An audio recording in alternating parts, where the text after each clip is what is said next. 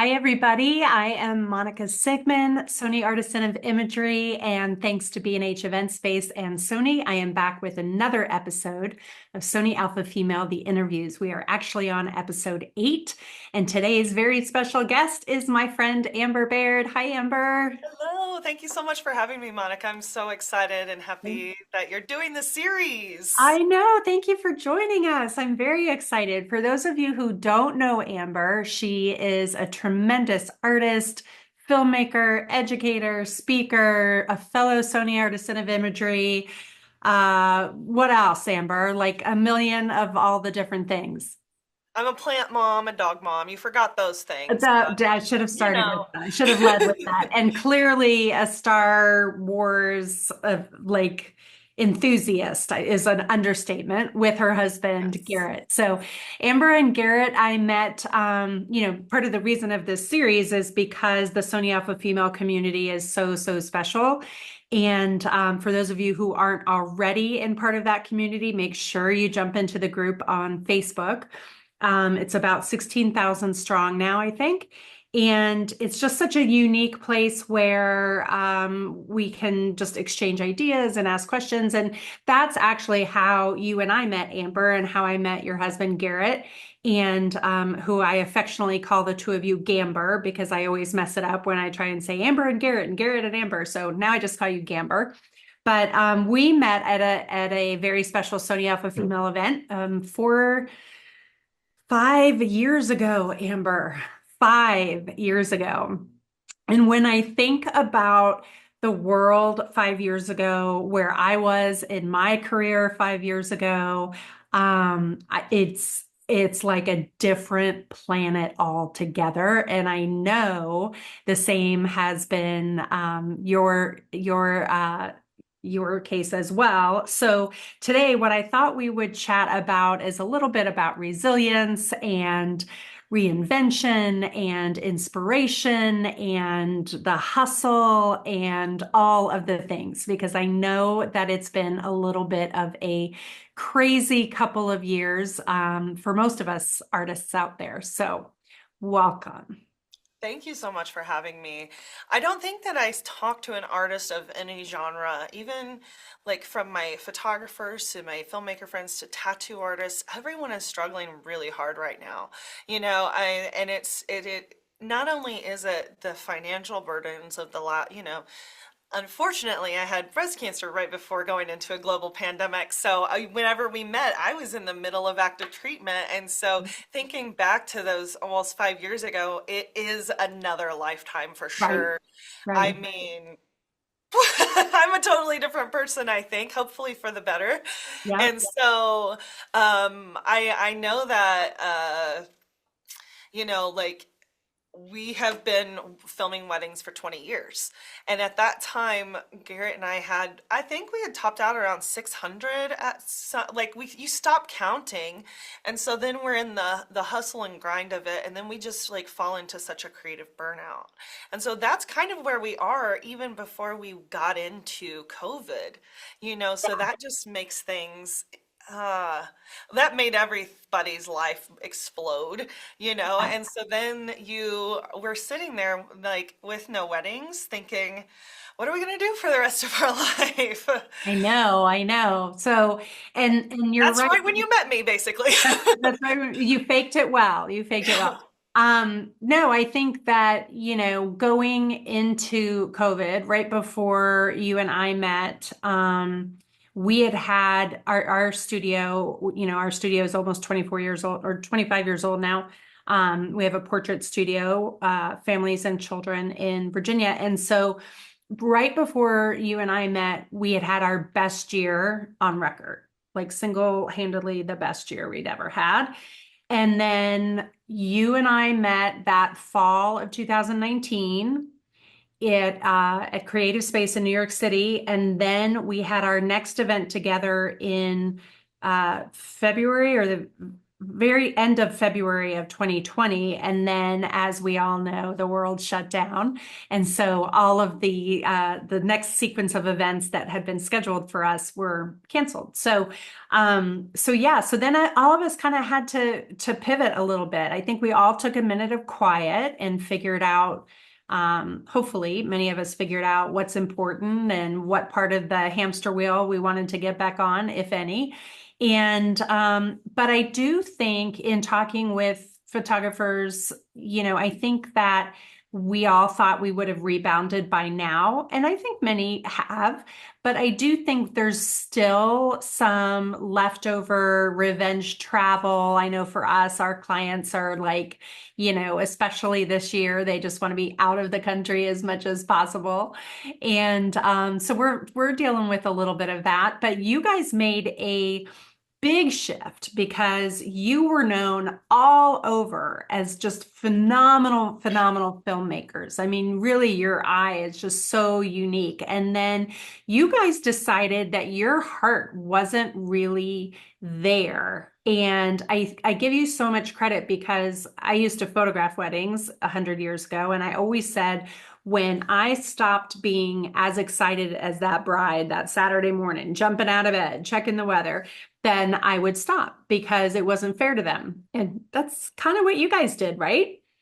That's a really good way to say it, honestly, because I feel like if you're not as excited, you're doing a disservice to your Yep. client. You're Yep. literally, I mean, I can and have done a wedding in all manner of varying levels of sickness and, feel like the Walking Dead.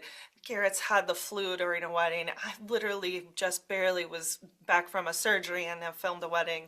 And so, like, we love them, and we always said we weren't using weddings as a stepping stone. But the good thing is with weddings is that it trains you how to do everything on a set, but very, very quickly too. So that has led, and even before we had really decided to take a step back from weddings, um, we were doing commercial work too. So the ability to get in and out of a situation very quickly is something that really appeals to a lot of our commercial clients as well. So I feel like weddings just like literally put us through 20 years of boot camp, for Yeah. any type of set that we walk onto. And it also, I feel like, gave me it helped me find my voice because I've always been an extrovert, but I also have anxiety. So for a long time, I kind of played like the quiet mouse until you got to know me. Then it was Yeah. all holds bar, like it Yeah. was crazy. And so I do feel like it also helped me find like um my independence, my voice. Like I could run a wedding, like I could, but not that I want to. Believe me, my friends, I see that what they do. I do not want that. But it's like it helped me become more confident in who I am as well.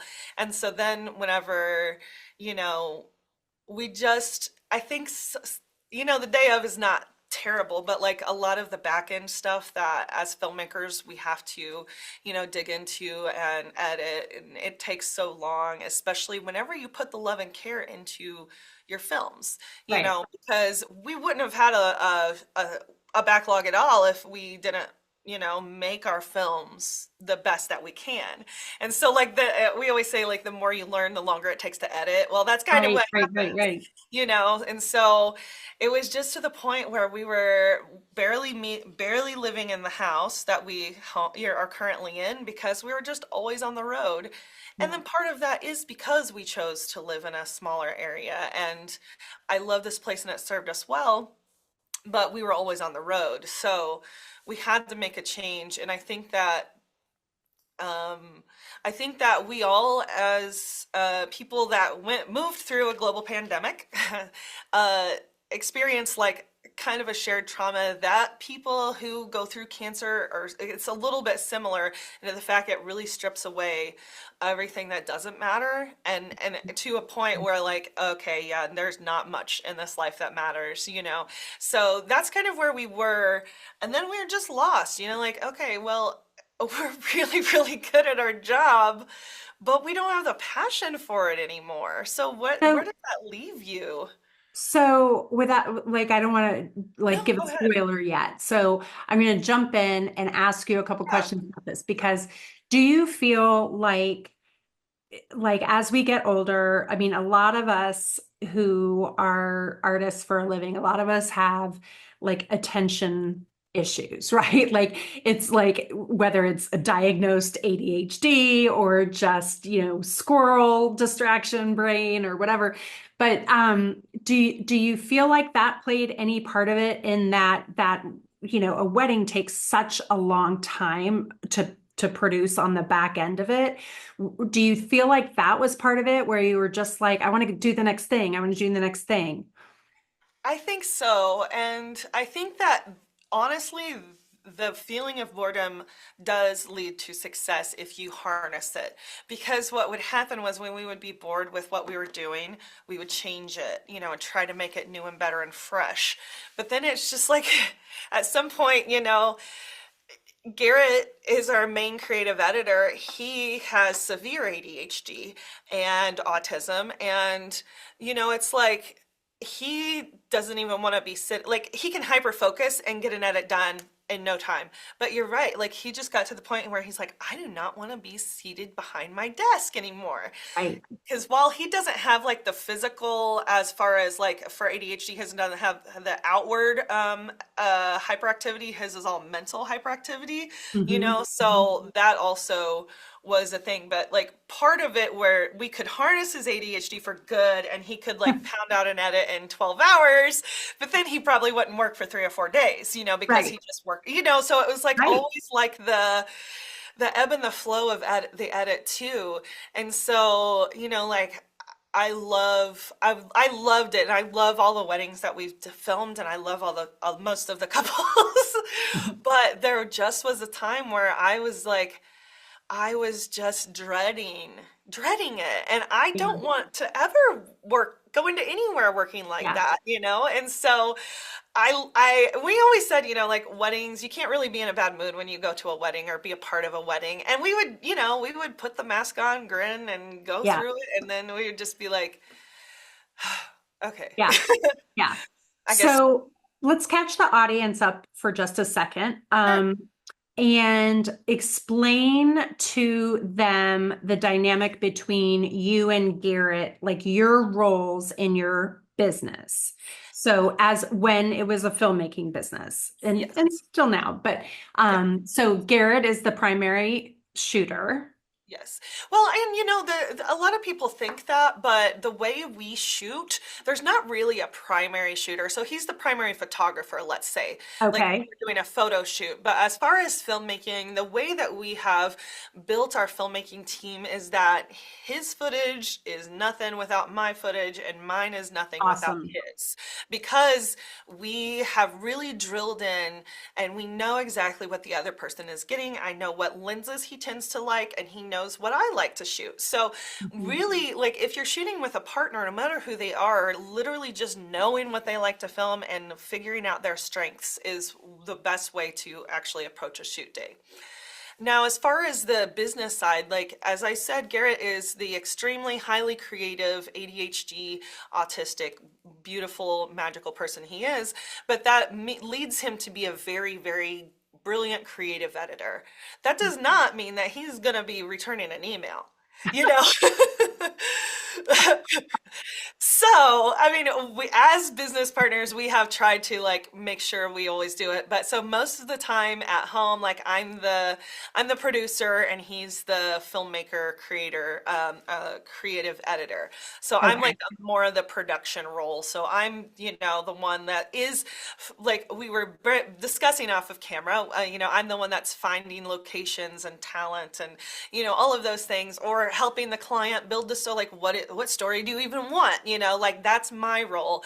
And so then on like a shoot day, then he will take his camera and do his thing. I will take my camera and do my thing. And so how that breaks down generally is Garrett has what we call the ADHD camera, so like He's the one, he will have a couple lenses, which we have made it easier for him. So that's the other thing. You know, we don't give him too many options because option paralysis is a thing. Yep, yep. So he'll usually take like a 24 and a 50, and he gets sexy shots, creative shots, you know, like creative obstruction, things that are gonna like add the spiciness to our film. And a lot of the times I'm getting like the emotional tender moments, you know, the things like the crying, the tears, the things that are taking place, the small moments that add to the film that make it what it is, like a dynamics film. So So since you brought up gear, let's go ahead and I yeah, want to ask you a couple, like my mind is going all over. I have so many yeah. questions for you. So Garrett likes the 24, which my husband, Michael Taylor, also is obsessed with. He's doing a whole series of portraits just on the 24 millimeter G Master. And everybody's very surprised because that's not a typical portrait lens. And you said that he likes the 50. So my question to you is, are you or have you already gotten the new Sony 24 to 50? So for that, that's a good question. He's a prime snob. Okay. He never thought you would be until you are, right? Yeah. So Yeah. I'm the 70 to 200 queen. That thing stays on my camera all day long. It Yeah. is my favorite because I like to stay out of that emotional bubble. I feel like my openness allows it to happen, but I can stay, just stay that Yeah. far, like that's kind of the range I like to work. But he's a prime snob, so He's a he prime wants snob. Okay. yeah, so Fair he enough.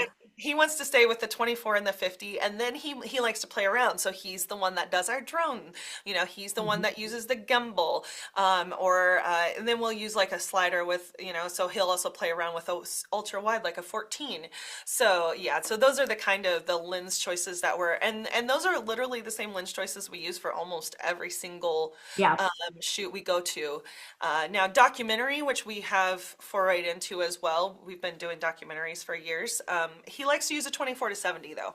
So Okay. it might be, something that he looks into for documentary work, especially because it's smaller. So Yeah. that's always something we're on the lookout for as well. I tell you what, I just got that 24 to 50 right after it came out a couple months back, and I just keep it on our A7C Oh, and our A7CR now. And it's so light and easy with video. Like it's phenomenal. It's so yeah. great. I'm actually using it this afternoon. So I was curious about that. Okay, so rewinding.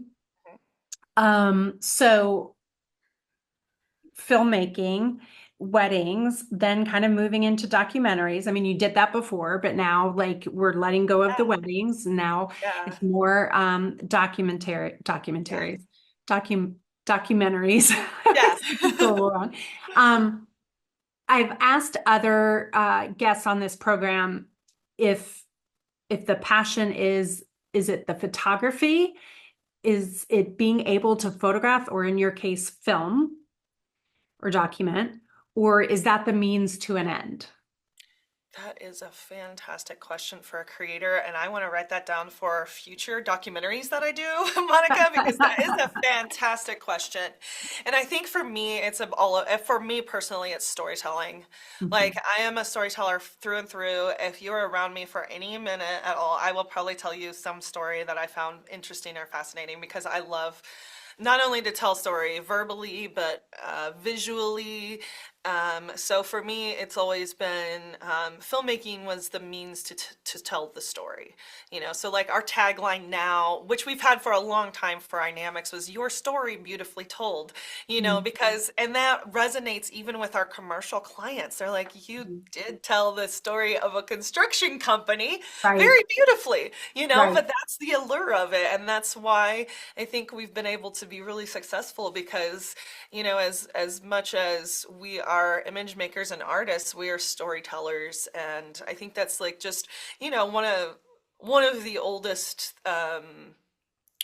uh, ways of self-expression is storytelling, right? So yeah, that's So that's it for did me. you got were you guys ever photographic artists for like did you do that first, or it was always video? That's a great question. So, I was always like an artist in school, through school. Like, whenever I graduated, the question was, am I going to be an artist or a pharmacist? Because And those are I, related. That would be yeah, close. yeah. Well, thankfully, I do have like the brain where I can do like analytical stuff and creative stuff. So that's coming well, thankfully, with a highly creative partner, you know.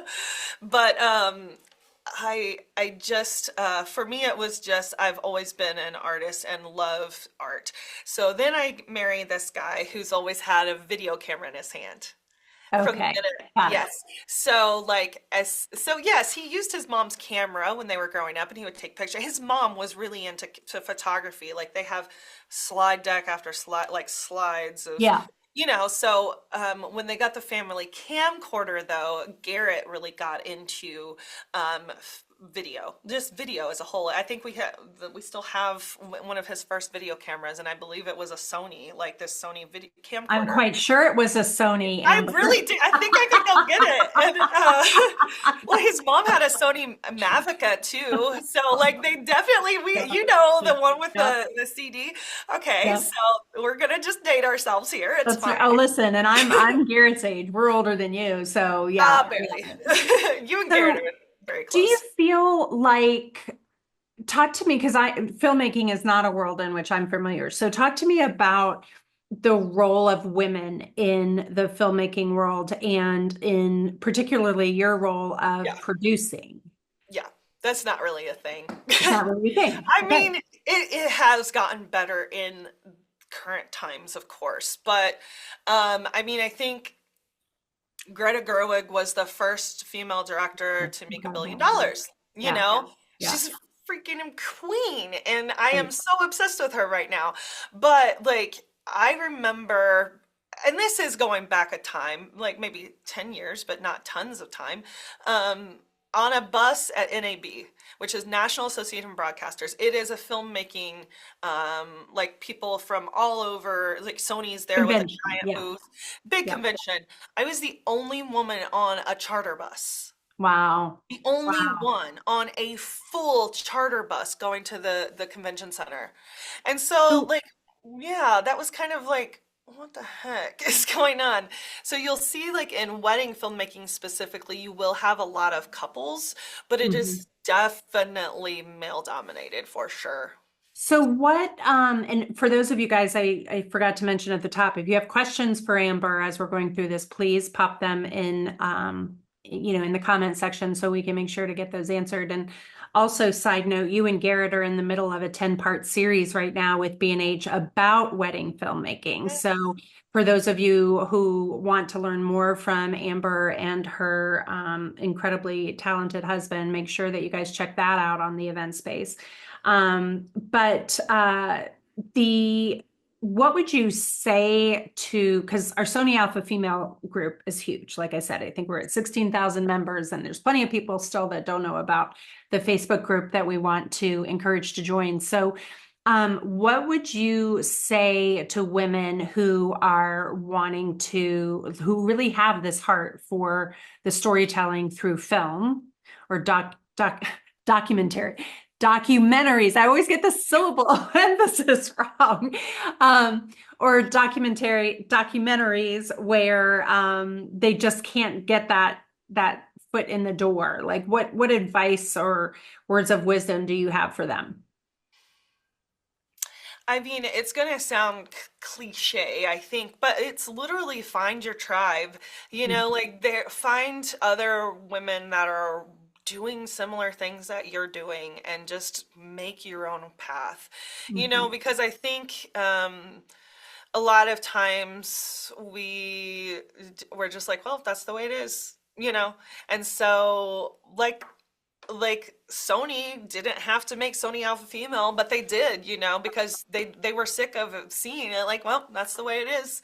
Mhm. So I have found so much success in just finding your tribe. So this last week we got a gig from a woman who is now touring with a band. I met her in a hallway at WPPI, a conference several years ago, and she hired me to film for her. She hired us to film for her. But it's like whenever you find the people that resonate with you and your views and your goals, it makes magic. And I really think um, I think that's where our strength lies. And the power of community, and I think that so often, I know when I was growing up in high school, I mean, it was like the movie Mean Girls, right? It was just all that. Women aren't necessarily, they haven't necessarily been programmed in the past to be as generous with each other. And there's a lot of competition and people feel threatened sometimes, and that jeopardizes those relationships. And I think that now I think we're doing better. And I think, not to beat a dead horse, but I do think that Sony Alpha Female allows us that space where that's not tolerated. We're all here to lift each other up. And how can we help you? And who do I know that can help? Or, oh, I remember that she said she wanted this and this person, so I think that that's a really, really good point. Did you have anybody that kind of poured into you as you were coming up, like a mentor or anybody that did that for you? I feel like, and I say this quite a lot, is we learned a lot of what we know the hard way. And so while I would love to say like, yes, there was this one woman, I didn't really know any. So, okay, it takes a village is Yeah. really what I'm trying to go to, because honestly, when we started filming weddings, I probably had only been to a couple weddings, Mhm. so like I just started learning everything I could from all the vendors, and so it's not necessarily one person, but it's all the wedding planners I worked with, all the photographers I worked with that taught me and trained me to know how to even act at a wedding, much Yeah. less film Yeah. one. So all of the actual technical stuff was just like, well, we tried it, that didn't work, let's try something else. It was the hard way, but all of the other stuff, I think it's the village, it takes a village. And I And see you, I see you paying that forward an awful lot, like in all of your exchanges when we're together at conventions or whatever. And I always see you really just, paying that forward, trying to make sure everybody feels included. That's what you guys did with me and made me feel very valuable, even though I was very new to that group. So thank you for always having that heart for everybody. that just might be So, a good person part. No, I don't what? know. I'm just kidding. I said that just might be being a good person. I don't know. I'm just That's kidding. right. No, but Um, I really do. I think that it is easy in the industry, especially whenever it seems like you can be pitted against each other. And one of my friends said this a long time ago, but she's like, look at how many hairdressers are in your town. There's room for everybody. right. There's enough business And to those go around. hairdressers are pushing people away. They're like, no, I don't have, like, I can't go to Kelly right now. She's booked. I can't even go to my best friend. She's booked, you That's know? hilarious. Yeah, yeah. So it's like, yeah, there's room and there's space for everyone. And teaching others what you do is not going to replace your voice. So that's another thing that we really got into education because, okay, I'm a storyteller. I love talking about what I do too. So, I think that that's also a big part of it as well. So a year ago, maybe not even a year ago, you guys decided that filmmaking needed to be pushed to the back burner for a minute. You were going through, as you mentioned, some creative burnout.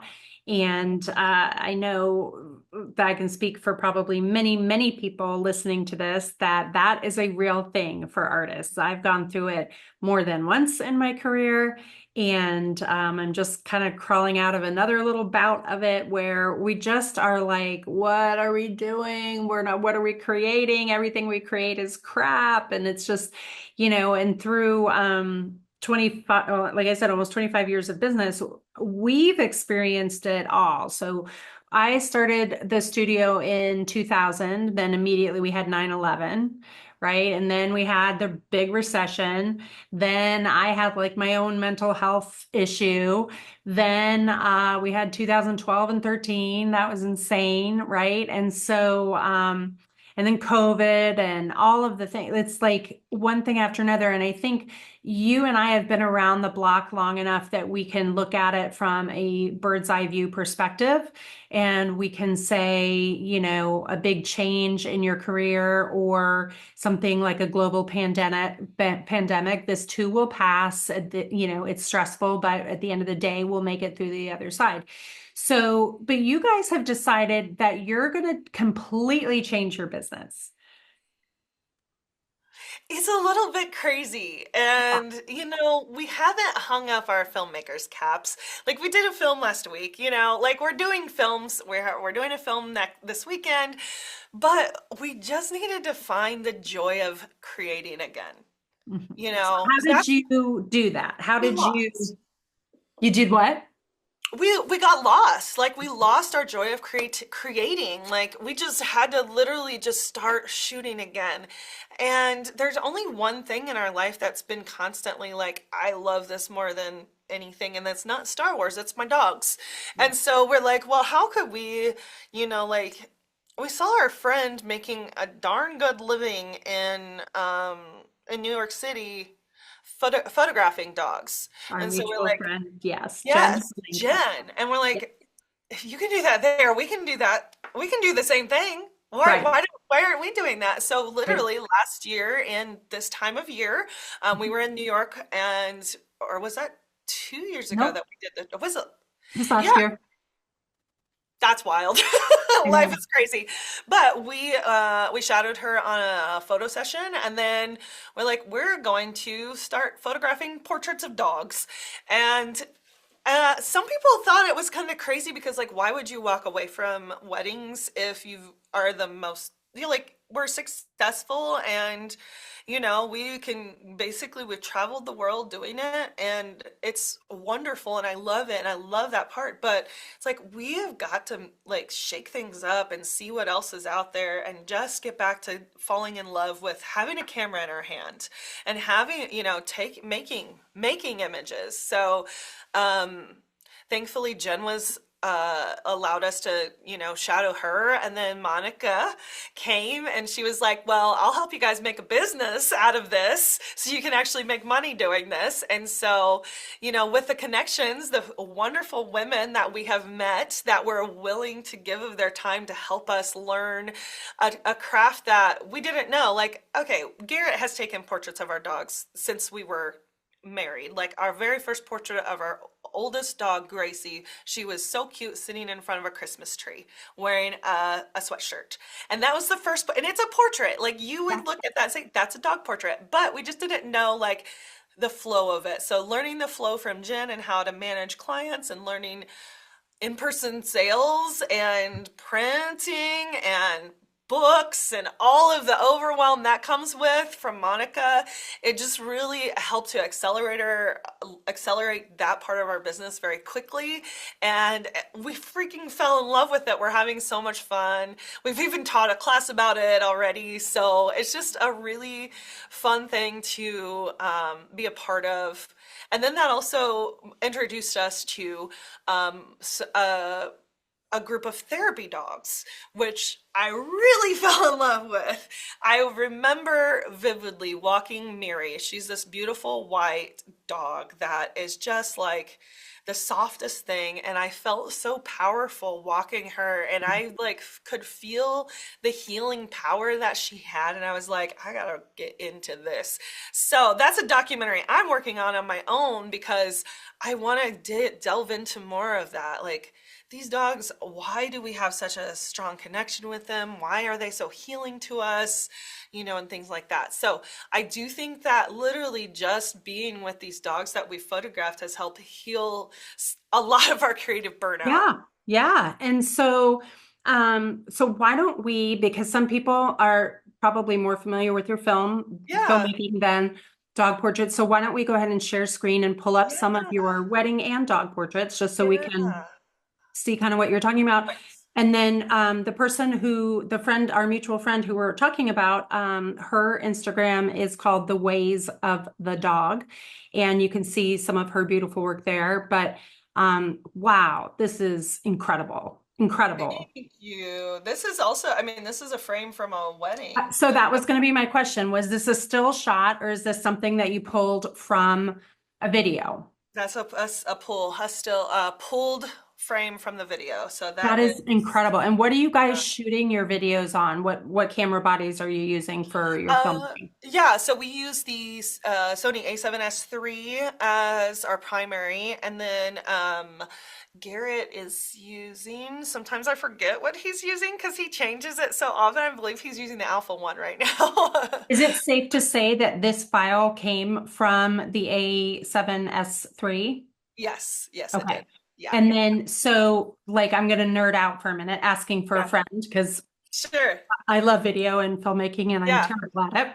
no, that's, If I were to have one camera in my back pocket to shoot something a little bit more than BTS, but not make a full-fledged, feature, um, what would you recommend for us? um, I mean, I think that the A7's, is it the C? It's not the R. Which one is the C? A7CR, the Oh, that's, A7CR. Yeah. I think so. There's one that's meant specifically for like the video, like the vlogging. I'm sorry. ZV1, the ZV1, The ZV-1 is not bad. I feel like there's a step in between those the two, or is it the, ZV10. Yep. I would go along that route. Okay. The S3 or the FX3 are both wonderful as well. That's what most people use for like filming like we do. But, I think the ZV, 10, yep. yeah, those are great for, like filming behind the scenes, stuff Content and like stuff. that.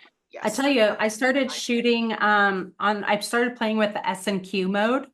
And Oh, yeah. so I'm shooting slow motion on the A7CR and it's incredible. And I'm always like, what would Garrett and Amber do?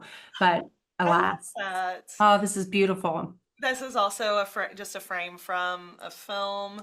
It's incredible. Yeah, that's my 7200. So, yeah, this is where, like, we pulled this for our B&H live event yesterday, but Mhm. we're talking about, like framing your couple and like making sure, like, you can see, even though, so I'm using a 70 to 200 in this, but it's not tight, right? So, Right.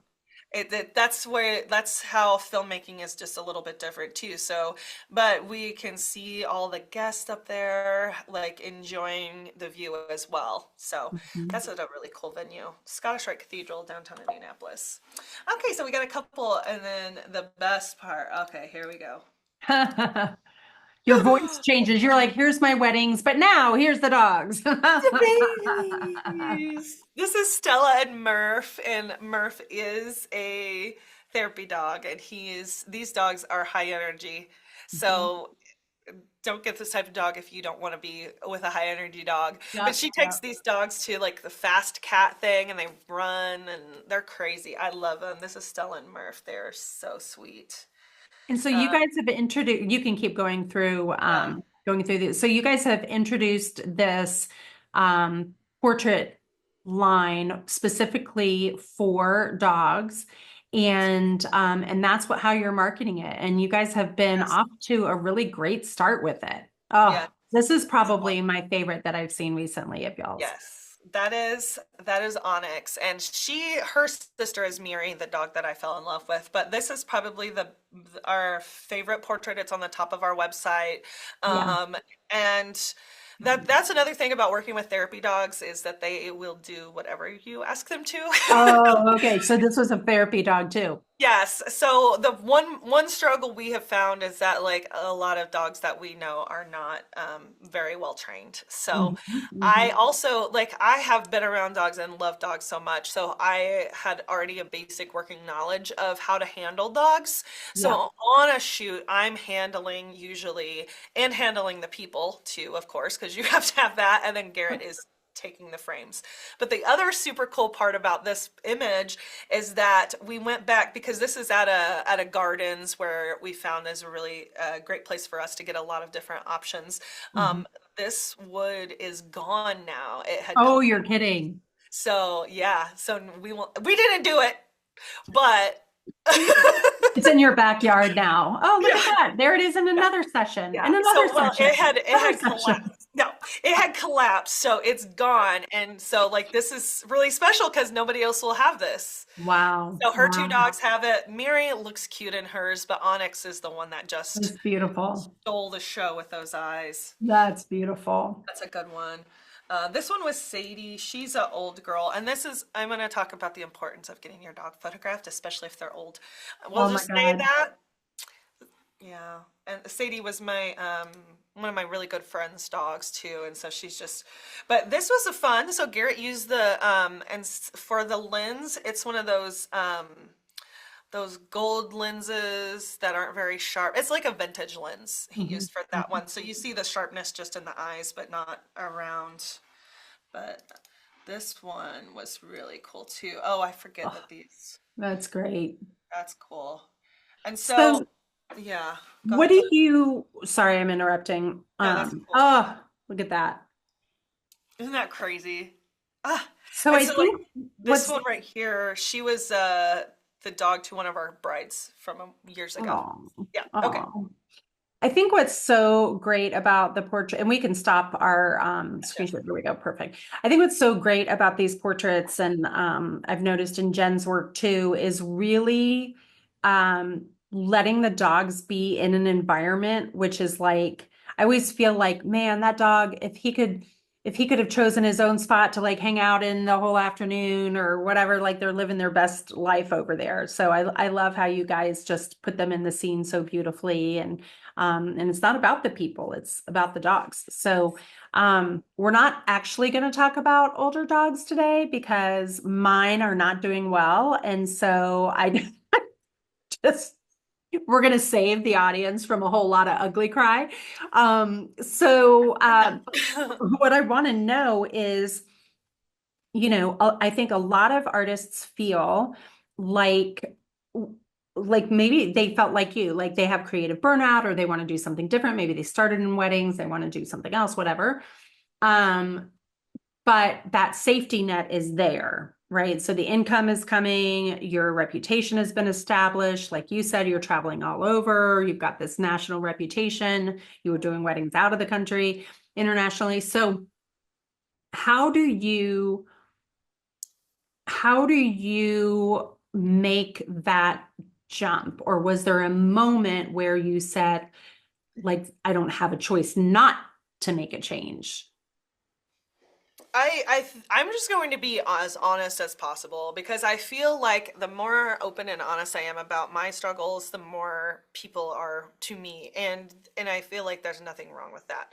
So, we were just at a point where, I mean, I was working a job, I won't lie, because we needed money. Like that's the bottom line is that we were so depressed we weren't filming much. If Mm, anything, mhm, like we were just barely filming enough to stay afloat, treading water.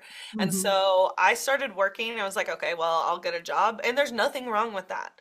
Okay, mhm, you have to live and that's another thing I think that cancer teaches you. I freaking hate that. It taught me so much, but I have to do whatever I can to make sure that my family is taken care of. And mhm, so if that means that I have to get a job, I'm going to get a job. So I mhm, did. Maybe I stayed there too long. That was the other problem. But we were just literally, we were like, how can we make money and do photography? Like we mhm, don't, so it was a happy thing.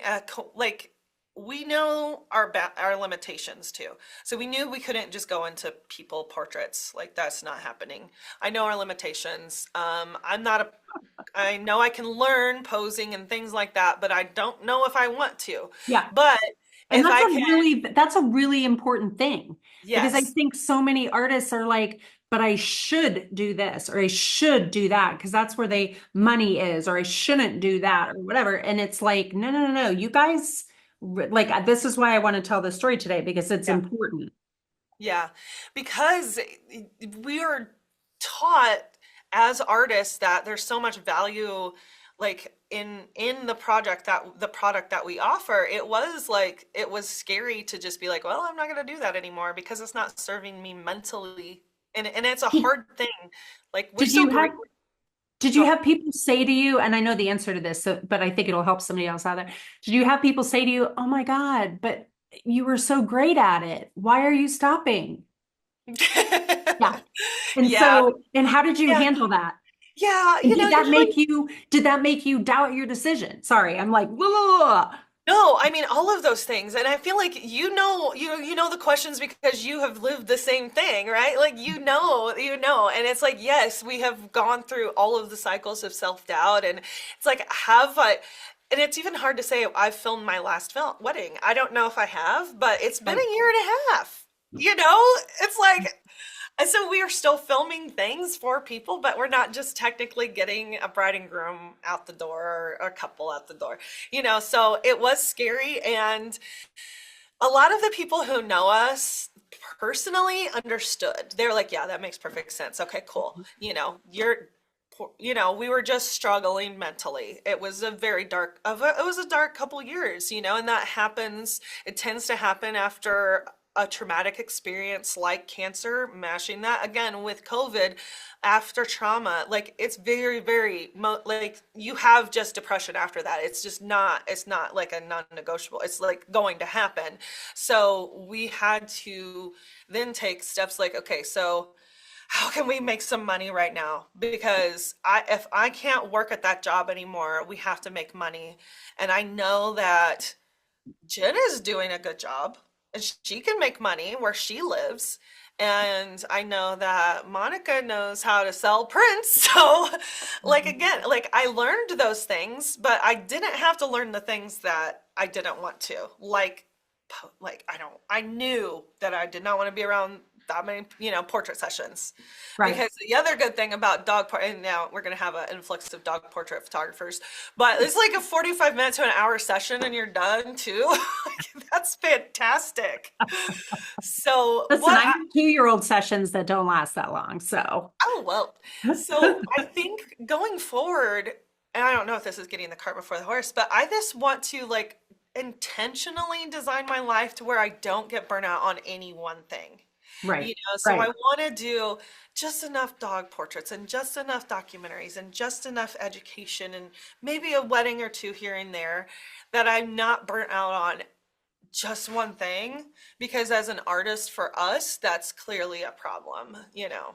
So I think you and I are about 10 years apart. I'm 10 years older than you. Yeah. And but I also think that anybody who goes through cancer or another significant health issue like that, it's like dog years, right? Like it adds you're not your birth age Right. necessarily because you've lived so much life through that experience. So I feel like you and I are oftentimes of the same mindset and in the same mental space of, we ran the race, we did the things, we got the accolades, and then but now we are kind of like, but is this what's making us happy? And so I think a lot of people do that, but the difference is that well, a lot of people may think that, but the difference is that you guys did it. And I want to clarify for anybody listening that it's not like you guys are independently wealthy. It's not like you guys have family money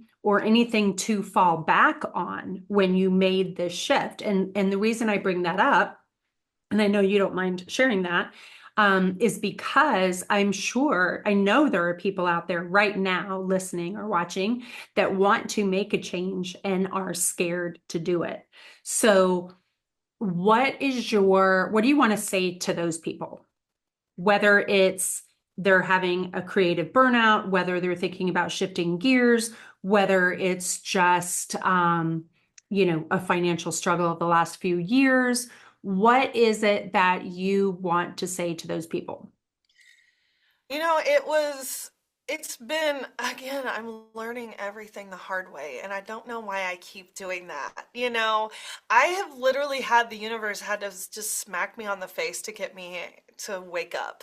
So Mhm. I don't know if I'm the best person to offer advice, but I do feel like now I'm just like, okay, I'm just gonna see what happens Mhm. because whenever I try to put too much work into something, like it's not working out, you know? Right, right. So Square like, peg, round hole. Yeah. yeah, yeah. So one thing that like I think we have to remember and try to figure out what is not serving us any longer. And because what we have left, like I might be halfway over with my life. I might just have a few years or a few days, Mhm. And so why am I continually putting myself in stressful situations that are making me miserable, Not that weddings are miserable. Like, I'm not saying that. You know what No, I but mean? they're not fulfilling to you anymore, right? Exactly. And so if you can take a hard look at your life and say, like, okay, well, that's not serving me anymore. While it was amazing and maybe I'm the best at it, I'm so good. And I'm not saying that we are, but you understand. Maybe I'm the best at it. It's if it's not bringing me happiness, then it really doesn't matter, in the grand scheme of things. Like Well, I you have got, can't live that indefinitely. You can't live that way indefinitely. And I think that I mean, I guess you can. You can. There are people that do and they are just not happy and that's yeah, I think tragic. yeah, And it's not always as easy and cut and dry and black and white as, well, just go do it and be happy, like we've just said, there wasn't a real safety net for you guys when you made this change. And so I think that I think there's a big amount of faith, right, when we try and reinvent and when we go for it. And I do think there's something to be said for the energy that you put out. So if you are just loving what you're doing and it's coming through in everything you're communicating and showing and talking about and posting and all those things, that attracts more of that, right? So if you're not in love with what you're doing, people feel that too, I think. 100%. And I think that so much of like just existing in the wedding space is that you have to have that persona. And so that was another thing that was hard for Garrett because of his just intrinsic personality as an introvert. Like he had to wear a mask the entire wedding day. Mhm. So it's like and even I do. It's like Of when you walk course. out of the thing and you're just like Hmm. you Hmm. literally are collapsing. So I think what had happened to us is like one part of me is like we said yes to everything and we didn't say no enough in fear that those opportunities wouldn't happen again. So And so that's then we just kept saying yes and yes and yes to the point where like we don't know where we are, what day it is, and we haven't been home in 3 weeks. So So you hit the nail on the head. You said yes and yes and yes because you were coming from a place of fear. And I think that's so natural as artists because we are making our own living and we're like, how are we paying our rent or our mortgage next month or whatever? And so we do say yes to things that are often not maybe what we love, but because we are scared. And there's that fine line, right? Of sometimes we have to adult and do things we don't like to do because we have to pay bills or whatever. Like so there's that fine line of adulting versus also just living your true potential, right? Like for me, I think as I'm coming onto you know, less days in front of me than behind me. I think that I'm kind of like, but was is this what I was supposed to do? Is this the mark that I'm supposed to leave? Did I meet my very, very highest potential, like with the gifts that I have been given or the opportunities that have been presented to me? Did I make the most of them? And I think that that's something that comes with age and experience sometimes, where I look back now at some of the things that came my way that I was like, nah. And now I'm like, what was I thinking? Can't believe I didn't, right? Like we were just like, nah. I'm tired. I don't want to do that or whatever. And now we're like, yes, yes, yes. So, but I do think that, and I've done a couple of webinars on this with B&H before. So if you guys want to dig through the archives, but don't you feel, Amber, you and and Garrett have talked about this a lot. The more clear you can be in where you want to end up, the easier the journey becomes. 100%. 100%. So, I think I'll say it in like this, like when we were going through your course, you're like, well, what do you want your client to come away with? You know, that make that. I was like, oh, okay. Who do you Oh, want your okay. client to be? Like we always knew who we wanted our clients to be as wedding, most of the time. But we are very clear in our who we want our client to be for dogs because it's us, basically. Right, right. It's You already, know, yeah, yeah, yeah, it's us. So that makes it a little bit easier. But yeah.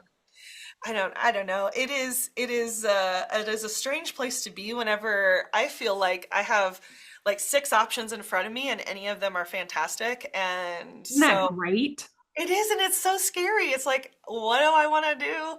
Okay, so then I want to make my life serve me and not serve my life, because Right, I feel like I kept telling Garrett, like, I want to take control of our life. I don't want life to keep happening to me.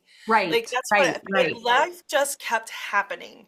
And that's what it is. And that's fine. Like we have done things I never thought possible, especially coming from, I mean, a small little girl from downtown, from Little Vincennes. Like I never dreamed some of these things were possible, but and that's wonderful and that has served me. But now I'm like, I need more and I want more. And I do one thing I know, I want more of his peace. So if I'm mm, constantly on the road, then I'm not going to have as much peace in my life as I want. So that is one thing that I currently am striving for is working to not work, like working as much as I have to so I don't have to work as much as I don't, I have to. Like I want to, not miss every concert or, right, thing like right, that comes my way that my friends want to do because I have a wedding or I have this. right, Traveling right. for that. I'm traveling to this conference because they're like in 2018. I think we had gone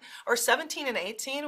And we were proud of it. Like we spoke at 10 different conferences that Mm, year, mm, and that was a thing of pride for us, right, not realizing that we were losing ourselves, right, you know? right.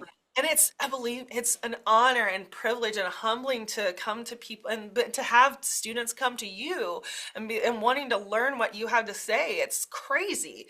Mm. But then it's just like, oh shoot, with living life without those boundaries has made things a little bit different. So going forward, The that was another season, thing. right? I mean, Yeah. it's seasons, really. I never understood that when somebody would say that to me, oh, it's a season. And I'd be like, whatever, but now I'm like, yeah, it's a season.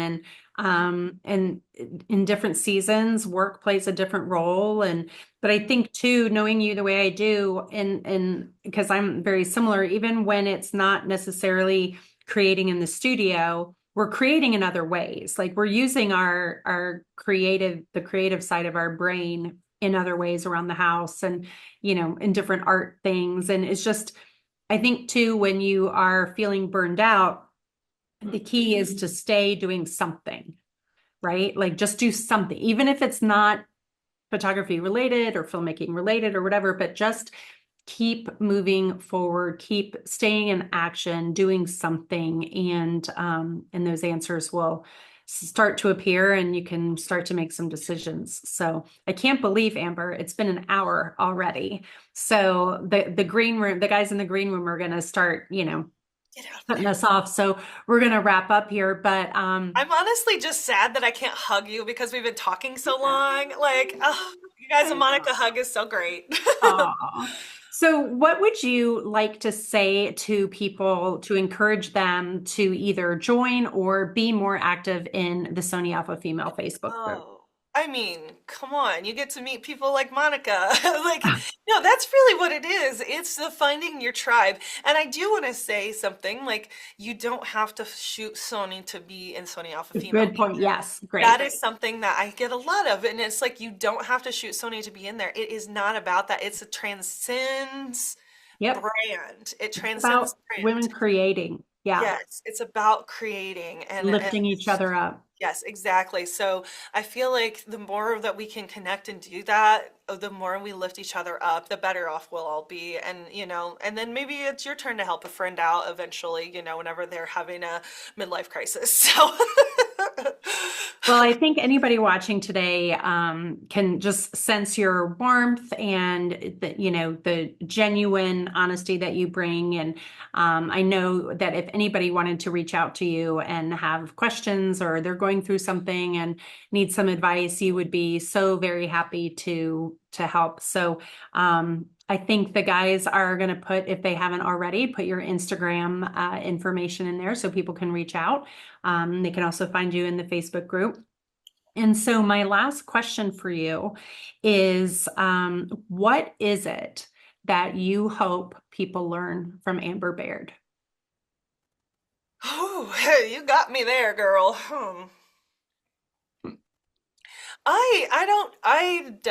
You got me. I really just hope that people learn that being kind can get you farther than not. Like I think you and I have worked with the types of people that aren't kind Mhm. and are, and I really think that that's something that isn't really, how do I want to say this? It's not expressed a lot, like you can be kind but also take no crap, right? So that's Right, that's what I want to put down. Just right. be kind to each other. Like literally we're all struggling and we're all just trying to get through this life in hopefully a peaceful and happy way. Like that's what we Yeah. all want. So just hopefully like, you know, being kind to each other is like the way I try to live my life. So I hope that comes through. And yes, my socials are all open. If you have any questions, please let me know. Yeah.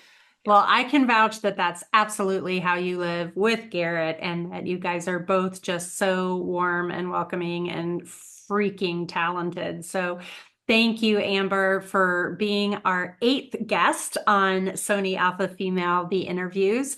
Thank you to B&H for sharing this platform with us so that we can bring these amazing female creators to a larger audience. And thank you, of course, to Sony for building the space in the first place in which we can gather and learn from each other and lift each other up. So thank you, Amber.